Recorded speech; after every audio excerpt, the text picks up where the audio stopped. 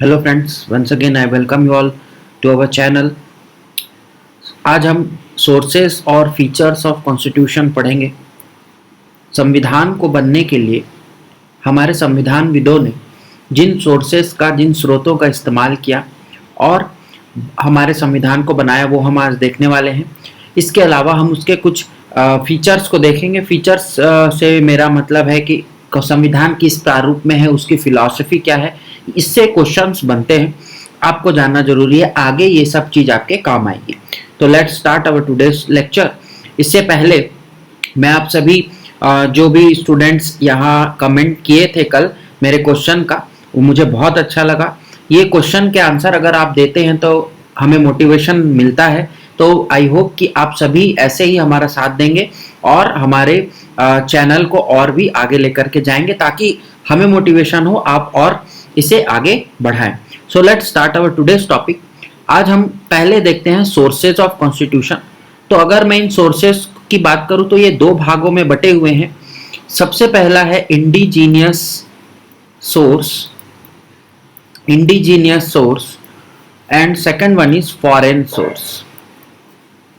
इसको हिंदी में बोलते हैं हम देसी स्रोत और इसे विदेशी स्रोत।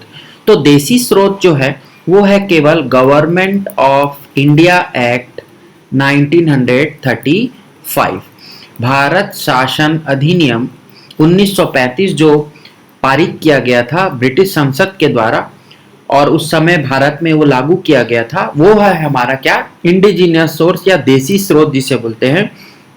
और विदेशी स्रोतों की अगर बात करूं तो लगभग 10 विदेशी स्रोतें हमें देखने को मिलेंगी। तो एक एक करके हम उसको डिस्कस करेंगे। उसके पहले गवर्नमेंट ऑफ इंडिया एक्ट से क्या क्या लिया गया था ये मैं आपको बताता हूं।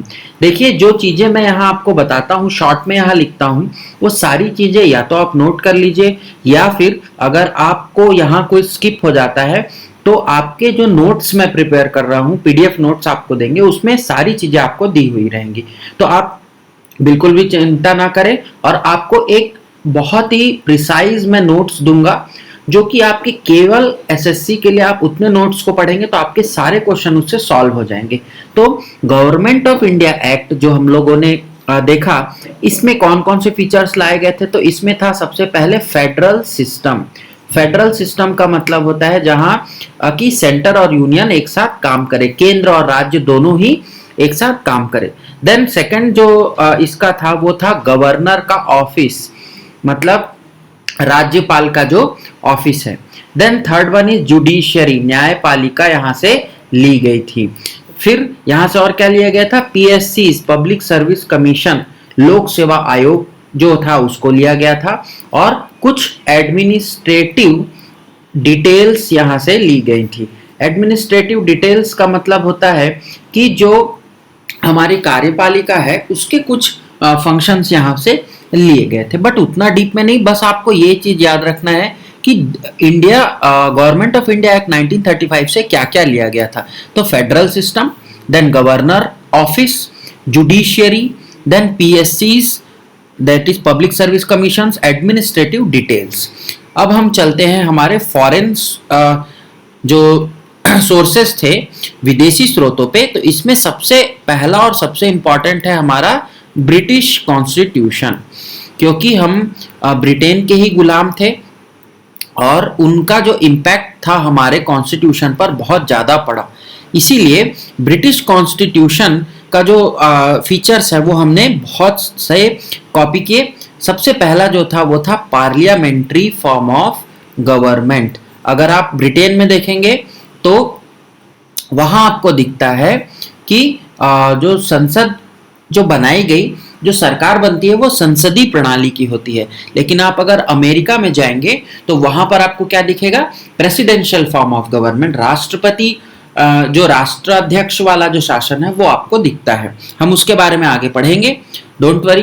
देन सेकंड जो लिए वो था rule of law, rule of law. Third one is legislative procedures.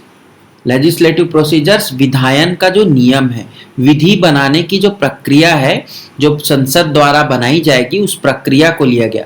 Rule of law का मतलब विधि का शासन, clear. Then fourth one is cabinet system. Cabinet जो हम देखते हैं, मंत्री परिषद जिसे हम बोलते हैं कैबिनेट, वो है। Then parliamentary privileges, parliamentary privilege.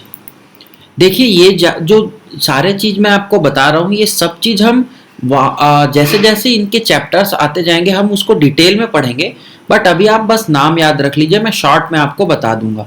और सबसे लास्ट में जो लिया गया था वो था बाईकैमरलिज्म।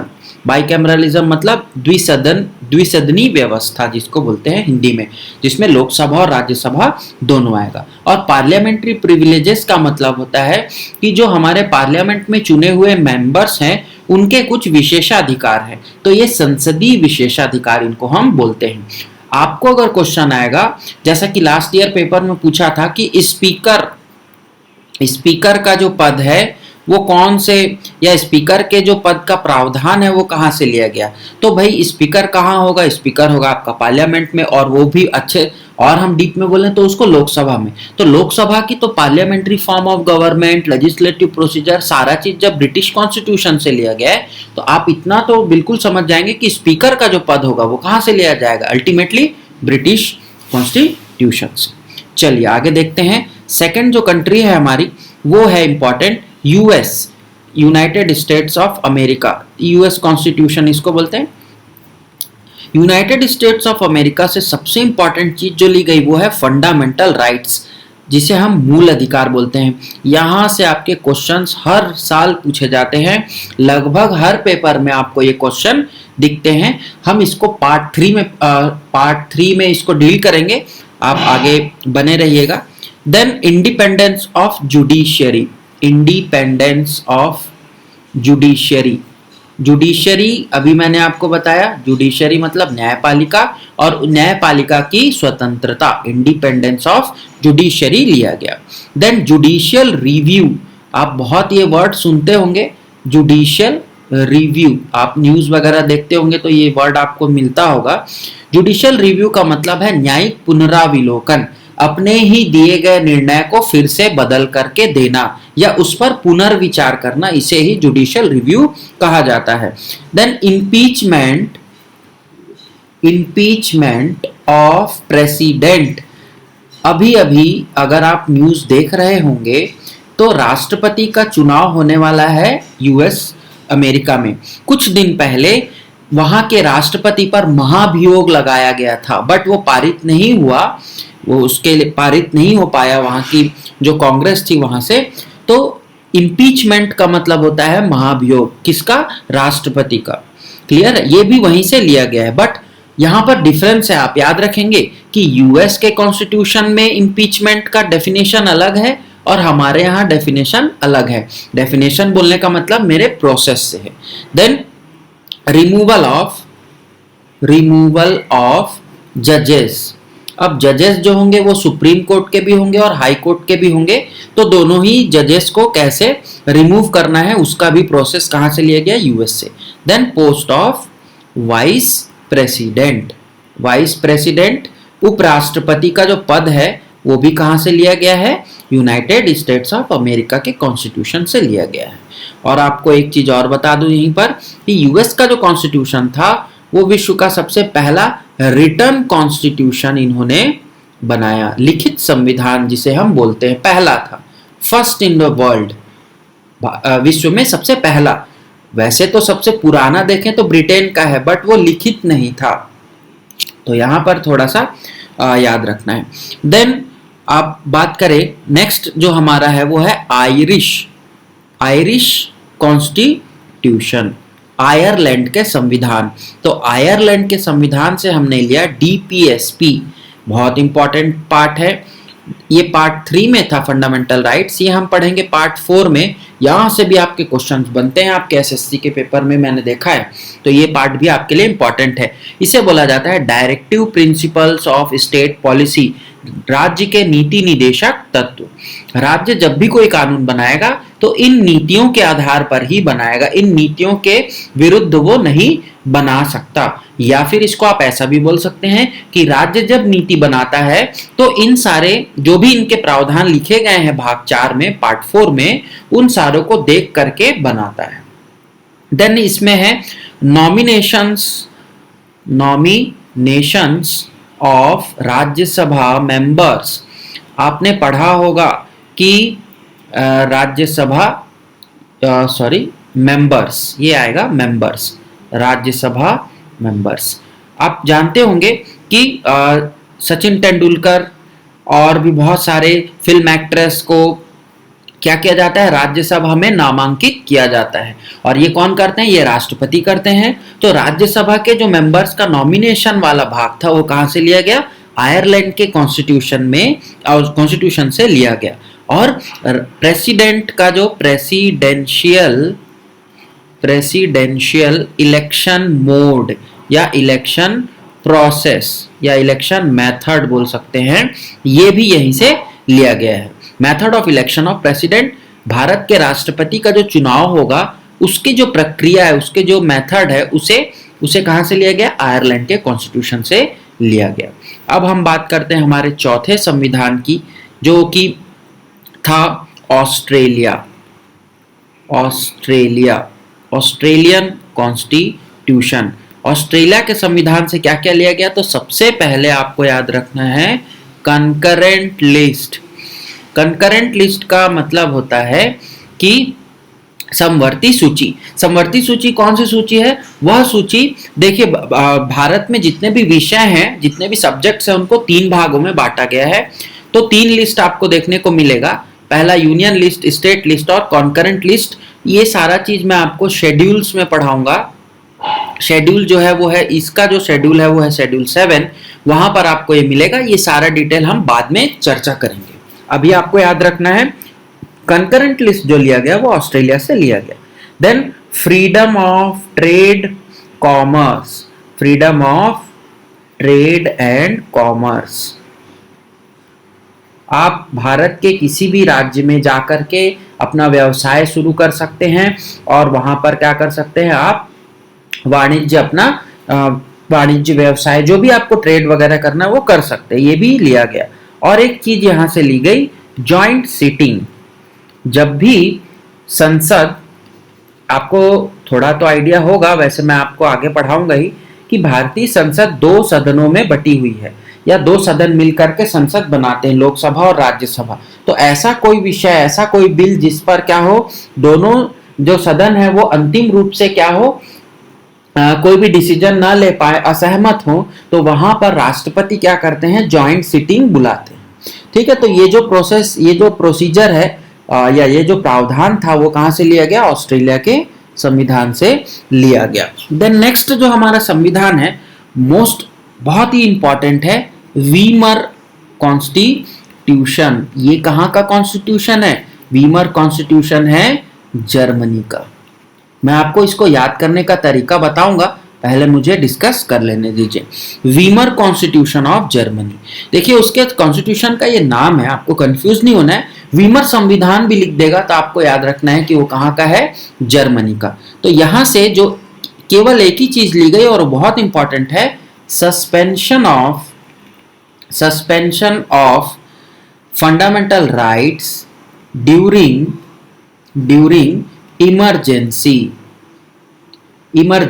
इमरजेंसी वर्ड आपको पता होगा कि जब भी देश में आपातकाल लगता है, देश में या किसी राज्य में, उसे इमरजेंसी कहते हैं। ये भी हम पढ़ेंगे आगे। तो सस्पेंशन, फंडामेंटल राइट्स जो है, मूल अधिकार जो है, वो कुछ मूल अधिकार क्या हो जाते हैं, सस्पेंड किए जाते हैं या कुछ हो जाते हैं। वो कहां पर, वो किसके संविधान से लिया गया, वीमर संविधान जर्मनी के लिया गया। देन नेक्स्ट है हमारा फ्रांस के संविधान से।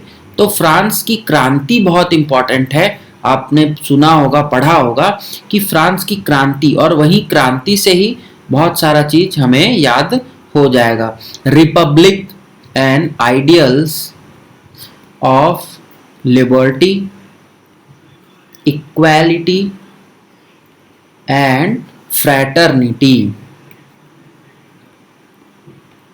लिबर्टी, इक्वालिटी एंड फ्रैटर्निटी, ये कहाँ है? ये है हमारे प्रिएम्बल में। अब ये मैं आपको इसके बारे में भी बताऊंगा। तो ये रिपब्लिक जो शब्द है और ये लिया गया था, गणतंत्र जो शब्द है वो कहाँ से? फ्रांस के संविधान से। और इक्वालिटी, समानता, बंधुत्व, भाईचारा, इसके जो प्रिंसिपल्स हैं, आइडियल्स हैं, सिद्धांत है, वो हमारे कहाँ लिए गए हैं? प्रिएम्बल में, प्रस्तावना में। तो वो भी हम क्या करेंगे? वो भी हम देखेंगे कि लिबर्टी, इक्वालिटी और फ्रैटर्निटी का जो आइडियल्स हैं जो कि प्रस्तावना में डाले गए हैं वो कहाँ से लिए गए? फ्रांस के कॉन्स्टिट्यूशन से। देन नेक्स्ट है हमारा south African constitution. South African constitution से क्या लिया गया? साउथ अफ्रीकन कॉन्स्टिट्यूशन से दो चीजें ली गई। सबसे पहला है अमेंडमेंट ऑफ कॉन्स्टिट्यूशन। संविधान में क्या कर सकते हैं? उसको संशोधन करने की जो प्रोसीजर है वो लिया गया, अमेंडमेंट ऑफ कॉन्स्टिट्यूशन। और दूसरा लिया गया राज्यसभा इलेक्शन। राज्यसभा के जो सांसद होंगे, जो मेंबर्स होंगे, उनका इलेक्शन कैसा होगा, क्लियर कैसे होगा, वो चीज लिया गया। देन हम चलते हैं हमें अपने अगले सोवियत कॉन्स्टिट्यूशन। अब आपके मन में सवाल आएगा कि सोवियत शब्द तो हमने नहीं लिया, सुना, बट सोवियत ये अब क्या बन गया है? रशिया बन गया है। सब पहले क्या था? यूएसएसआर था, जब उसको सोवियत रूस कहा जाता था, या सोवियत संघ आपने सुना होगा, सोवियत यूनियन, वो रूस रशिया बन गया। तो रशिया के संविधान से क्या लिया गया है? फंडामेंटल ड्यूटीज ली गई। हालांकि इसे बाद में जोड़ा गया, बट वहां से लिया गया। और आइडियल्स ऑफ जस्टिस का जो सिद्धांत है, मतलब आपके न्याय का जो आइडियल है वो भी लिया गया। ये भी प्रिएम्बल में ही जोड़ा गया है, क्लियर। देन नेक्स्ट हम चलते हैं कहाँ? हम चलते हैं जापान। जैपनीज कॉन्स्टिट्यूशन में क्या लिया गया है? तो जैपनीज कॉन्स्टिट्यूशन में लिया गया है procedure established by law. Procedure established by law, विधि के द्वारा स्थापित नियम या विधि की जो शब्दावलियां हैं वो हमारे जापानीज कॉन्स्टिट्यूशन से लिया गया है। विधि शब्द आपको दिखेगा तो वो आपको याद रखना है, जापान के संविधान की बात कर रहा है। और जो 10वां हमारा स्रोत है वो है कनाडियन कॉन्स्टिट्यूशन। कनाडा, आपको पता ही होगा, कनाडा बहुत ही फेमस है। पंजाब के लोगों ने हमेशा आपके मुंह से सुना होगा कि आप कहाँ जाना चाहते हैं, तो वो बोलते हैं कनाडा। ये वही वाला कनाडा है। तो यहाँ से क्या क्या लिया गया है? Federation with a strong centre. देखिए कनाडा में जो है वो वहाँ सिटीजनशिप है, वो डुअल सिटीजनशिप चलता है। डुअल सिटीजनशिप आगे मैं आपको पढ़ाऊंगा। तो सिटीजनशिप में मतलब नागरिकता में, तो वहां दोहरी नागरिकता है, राज्य की अलग और केंद्र की अलग। तो वहां पर क्या है? फेडरेशन स्ट्रक्चर है, बट जो केंद्र है वो ज्यादा पावरफुल है। वही चीज यहां पर भी लिया गया। और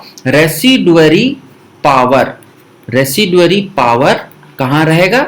इन द सेंटर। केंद्र के पास, संघ के पास ही क्या होगी? अवशिष्ट शक्तियां होंगी। ऐसी शक्तियां जो केंद्र और राज्यों के बीच में बांटी गई थी, और कुछ जो उनके अलावा जो बची हुई शक्तियां हैं वो रेसिडुअरी पावर कहलाती है। और वो कहाँ रहेगी? तो सेंटर पे रहेगी, मतलब संघ के पास या केंद्र जिसको आप बोलते हैं। देन सुप्रीम कोर्ट का एडवाइजरी जुरिस्डिक्शन, मतलब सुप्रीम कोर्ट जो है वो न्याय व्यवस्था करती है, न्याय का काम करती है। तो उसके पास न्याय के लिए अलग अलग केसेस जाते हैं। तो जब हम सुप्रीम कोर्ट पढ़ेंगे वहां पर आपको मैं बताऊंगा कि एडवाइजरी जुरिस्डिक्शन किसको बोलते हैं, क्लियर है। अभी आप याद रखिए, जहां पर उसकी एडवाइस मांगी जाए, सुप्रीम कोर्ट से सलाहकारी जो उसकी न्यायिक प्रक्रिया होगी या सलाहकारी जो प्रक्रिया है, वहां पर उसे कहाँ लिया गया है? उसे कनाडा के संविधान से लिया गया है। अब हम थोड़ा सा बात करेंगे अपने फीचर्स की। तो जो कि था हमारा आज का दूसरा टॉपिक, फीचर्स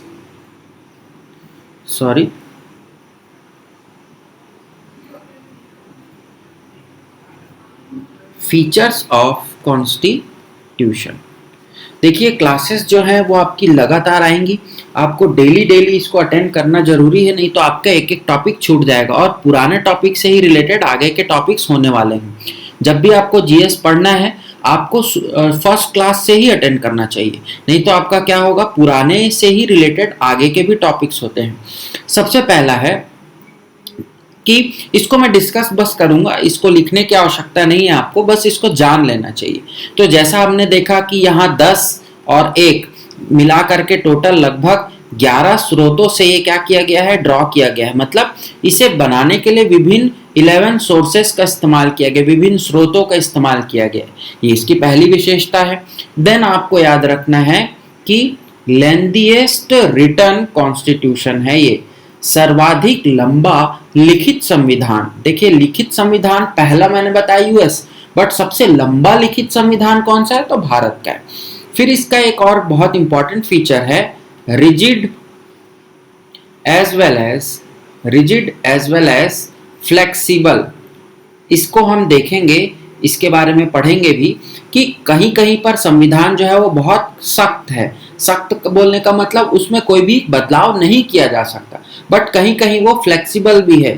फ्लेक्सिबल मतलब उसमें बदलाव किया जा सकता है, लेकिन उसके आगे देखेंगे कि उसके बेसिक स्ट्रक्चर में कोई भी बदलाव नहीं कर सकते। फिर हमने देखा ही है कि गवर्नमेंट किस फॉर्म की है, तो पार्लियामेंट्री फॉर्म ऑफ गवर्नमेंट है। यहाँ पार्लियामेंट्री फॉर्म ऑफ गवर्नमेंट उस गवर्नमेंट को बोलते हैं जहां पर जो केंद्र में जो भी सरकार होगी, या आप बोल सकते हैं कि जो भी उनके हेड होंगे वो किसके प्रति उत्तरदायी होंगे, वो जनता के प्रति उत्तरदायी होंगे और वो अपने एग्जीक्यूटिव्स के भी प्रति उत्तरदायी होते हैं। लेजिस्लेटिव के तो होते ही हैं, एग्जीक्यूटिव्स के भी होते हैं, but presidential form of government कुछ अलग है। उतना डीप में हमको नहीं जाना है, बस आपको याद रखना है पार्लियामेंट्री है। देन हम बात करें, हमारे यहाँ अभी देखा फंडामेंटल राइट्स। अब मैं आपसे पूछता हूँ, इस वीडियो को देखते ही बताइए, मैंने अभी थोड़ा देर पहले आपको बताया फंडामेंटल राइट्स कहाँ से लिया गया। अगर आपको ये याद है तो आपने बहुत अच्छे से सुना है, और जी हाँ आपने बिल्कुल सही पकड़ा, यूएसए से लिया गया। देन फंडामेंटल ड्यूटीज हैं हमारे पास। देन डीपीएसपी है, directive principle of state policies. देखिए फंडामेंटल ड्यूटीज कहाँ से लिया गया, अभी अभी मैंने बताया था रशिया से, और डीपीएसपी कहाँ से लिया गया था, तो आयरलैंड से। अगर आपको ये 3 याद है मतलब आपने बहुत अच्छे से वीडियो को देखा है। चलिए देन इसके बाद एकल नागरिकता, सिंगल सिटीजनशिप, ये हम नेक्स्ट वीडियो में पढ़ने वाले हैं कि नागरिकता के बारे में, और भी कुछ फीचर्स पढ़ेंगे। तो सिंगल सिटीजनशिप, एकल नागरिकता या इकहरी नागरिकता इसे कहा जाता है, ये भी हमारे विशेषता है संविधान की। देन इमरजेंसी प्रोविजंस, अभी अभी मैंने आपको बताया कि आपातकालीन स्थिति, आपातकाल के लिए भी यहाँ प्रोविजन किया गया है।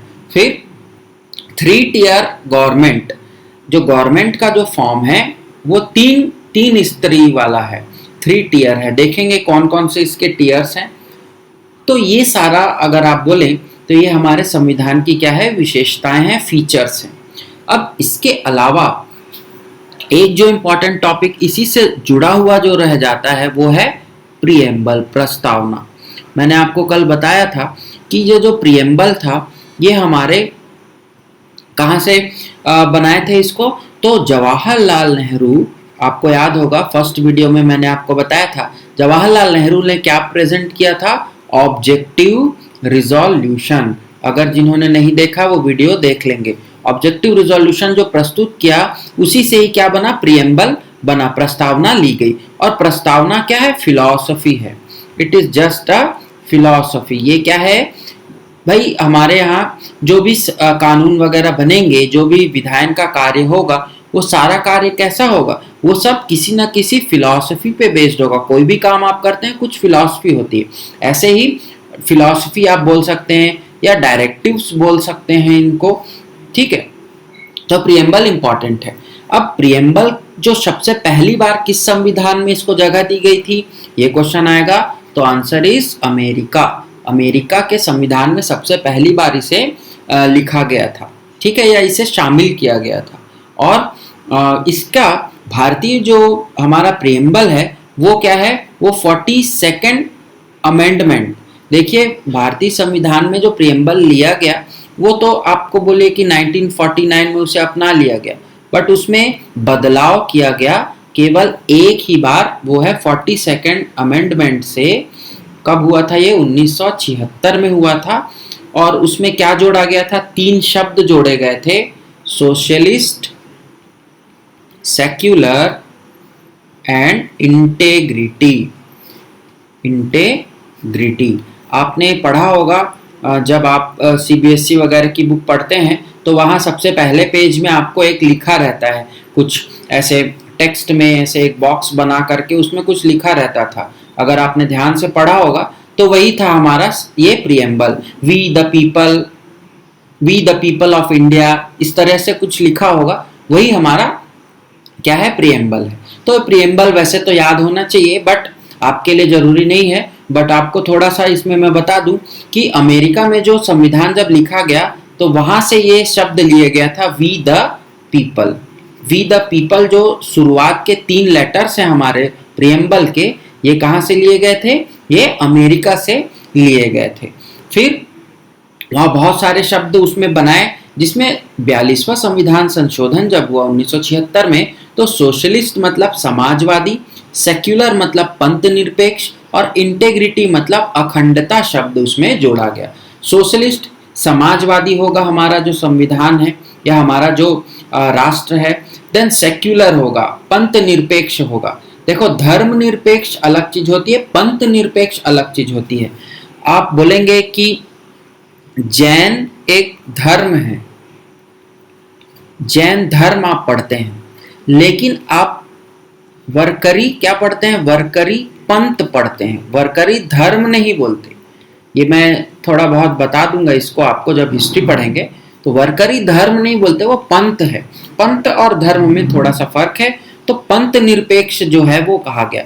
मैं अगर अपने 10 फॉलोअर को लेकर के कुछ बातों को यहाँ मनवा लूं और वो फॉलोअर मुझे फॉलो करने लगे, तो मैं उन्हें एक रास्ता दिखा दूं, इसी रास्ते को हम पंथ बोलते हैं, पंथ। ठीक है, बहुत ज्यादा डीप में नहीं जाऊंगा। तो पंथ जो होता है, लेकिन धर्म क्या होता है? बड़ा रूप है धर्म। पंथ बहुत सारे हो सकते हैं। पंथ मतलब आप बोल सकते हो कि पंथ अगर 100 है तो धर्म केवल 5 होंगे, ऐसे ही होगा, इनका रेशियो जो है वो ऐसे ही होगा। इसीलिए यहाँ सेक्युलर शब्द में पंथ निरपेक्ष लिखा गया है, धर्म निरपेक्ष नहीं। बहुत डिफरेंस, बहुत ज्यादा डीप में नहीं जाऊंगा। और इंटेग्रिटी अखंडता है, अखंडता होनी चाहिए, मतलब ये एकता और अखंडता जो शब्द है वो यहाँ जोड़ा गया था। ये क्वेश्चन आता है भाई, इसको बहुत अच्छे से पढ़ लेना। तीनों शब्द इंपॉर्टेंट है, कब जोड़ा गया और कौन कौन से शब्द हैं ये भी पूछा जाता है। तो आज के इस वीडियो लेक्चर में इतना ही। आज हमने जो पढ़ा वो था सोर्सेज ऑफ द कॉन्स्टिट्यूशन और हमारा प्रीएम्बल। देन मैं आपको इसको याद करने का तरीका बताता हूँ। सोर्सेस के लिए आप सबसे पहले तो याद कर लीजिए कि इंडिजिनियस सोर्स था, जो देसी स्रोत था वो क्या था? Government of India act. एक ही है, इसमें याद करने की कोई जरूरत नहीं है। ये जो चीजें हैं, गवर्नमेंट ऑफ इंडिया एक्ट और भी जो मॉर्लेमेंटो रिफॉर्म्स वगैरह आए थे, ये मैं आपको मॉडर्न इंडिया में पढ़ाऊंगा। आप जब कॉन्स्टिट्यूशन की बुक लिखेंगे तो पहले आपको यही दिखेगा, बट मैं उसको स्किप करके आगे बढ़ रहा हूं क्योंकि ये चीज हमारे मॉडर्न इंडिया में कवर होगा। देन वहां कौन कौन सा देखा था? तो फेडरल सिस्टम देखा था, गवर्नर देखा था, जुडिशरी, पीएससीज and admin details.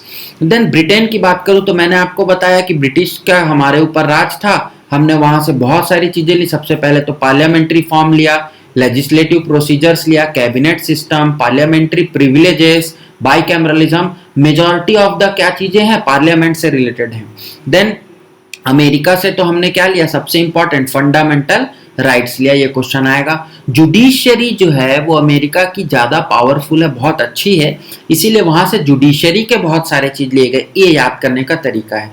Judiciary independence, judicial review, then impeachment. Impeachment भी क्या है? एक तरीके से रिमूव करने का ही है। और रिमूवल ऑफ प्रेसिडेंट है, देन रिमूवल ऑफ जजेस, then post of vice president. ये आपका एक अलग सा थोड़ा टॉपिक है, इसको थोड़ा सा देख लेंगे।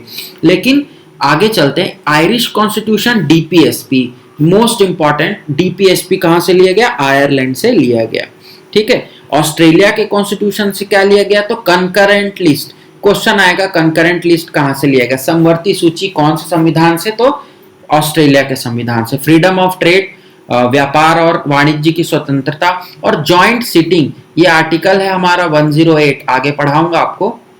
ये सब चीज कहां से लिया गया? ऑस्ट्रेलिया से। आप 2 रीडिंग मारेंगे आपको याद हो जाएगा। देन वीमर कॉन्स्टिट्यूशन, मैंने आपको बताया था जर्मनी। जर्मनी में आपको याद होगा एक बहुत ही वहां के बहुत अच्छे शासक थे, अब आप अच्छे को सेंस लगा सकते हैं, जिन्हें हम एडोल्फ हिटलर के नाम से जानते हैं। तो आपको ऐसा याद रखना है कि हिटलर कई बार इमरजेंसी लगा देता था, तो इमरजेंसी का जो सस्पेंशन है वो कहां से लिया गया था? जर्मनी से। इस टाइप से आप याद कर सकते हैं। देन फ्रांस, तो फ्रांस की क्रांति मैंने आपको बताया। अब क्रांति जब होगी तो वो क्या बात करेगी? गणतंत्र करो और क्या करो, हमें लिबर्ट करो, लिबर्टी दो, छूट दो, और हमारे में समानता का भाव लाओ, इस टाइप की बंधुत्व की भावना लाओ। ये सब आप ऐसे याद कर सकते हैं। साउथ अफ्रीका, साउथ अफ्रीका देखिए बहुत ही ज्यादा ऐसी कंट्री थी, अभी तो बहुत अच्छी हो गई है, जो क्या होती थी वहां पर बहुत सारी चीजों को बदलना था। तो आपको याद रखना है संविधान को जब मेरे को बदलना है तो कहाँ जाऊंगा मैं? साउथ अफ्रीका जाऊंगा। ये बहुत अच्छा ट्रिक है आपको याद करने का जो मैं बता रहा हूँ। और राज्यसभा में जो चुनाव होते हैं, इलेक्शंस होता है, उसका प्रोसेस। देन हम चलते हैं हमारे रशिया पे। तो रशिया क्या करता है? फंडामेंटल ड्यूटीज को, देखिए रशियन लोग ड्यूटी अच्छी करते हैं, ऐसे याद रख सकते हैं। रशियन लोग ड्यूटी अच्छी करते हैं, बहुत अच्छे वर्कर होते हैं और न्याय का पक्ष रखते हैं, वो न्याय प्रिय होते हैं। ये 2 चीज याद रखना, रशियन ड्यूटी अच्छा करेंगे और न्याय प्रिय होंगे, क्योंकि ड्यूटी कर रहे हैं उन लोग 100% एफिशिएंसी से, न्याय प्रिय होंगे। तो फंडामेंटल ड्यूटीज रशिया से। जापान, जापान में आपको बताया लॉ वर्ड याद रखना है। देखो लॉ और जस्टिस अलग अलग चीज है, ये न्याय है और ये क्या है? विधि है। विधि अलग अलग चीजें हैं ना, हिंदी में आपको थोड़ा सा और क्लियर होता है। कनाडा, कनाडा से मैंने आपको बताया वहां क्या है? डुअल सिटीजनशिप है, स्टेट की सिटीजनशिप अलग और सेंटर की अलग। तो वहां पर क्या होगा? सेंटर में और स्टेट दोनों अलग अलग अपनी नागरिकता देंगे, लेकिन पावरफुल कौन होगा? सेंटर। तो फेडरेशन विथ स्ट्रॉन्ग सेंटर। और अवशिष्ट शक्तियां कहाँ होंगी? केंद्र के पास होंगी। और सुप्रीम कोर्ट की एडवाइजरी जुडिस्डिक्शन, ये थोड़ा सा अलग है, इसको आप याद रख लेना। तो 2 चीजें आपको अलग याद रखनी, बाकी आप एक बार आप रिवीजन करेंगे तो आपको याद हो जाएगा। ये मैं नोट्स जो बना रहा हूँ इसमें बहुत अच्छे से आपको समझाया गया है। तो आज के इस वीडियो में इतना ही। थैंक्स फॉर ज्वाइनिंग, और हमारे वीडियोस को लाइक कीजिए, शेयर कीजिए बहुत ज़्यादा, और चैनल को सब्सक्राइब भी जरूर कीजिए। Thank you very much.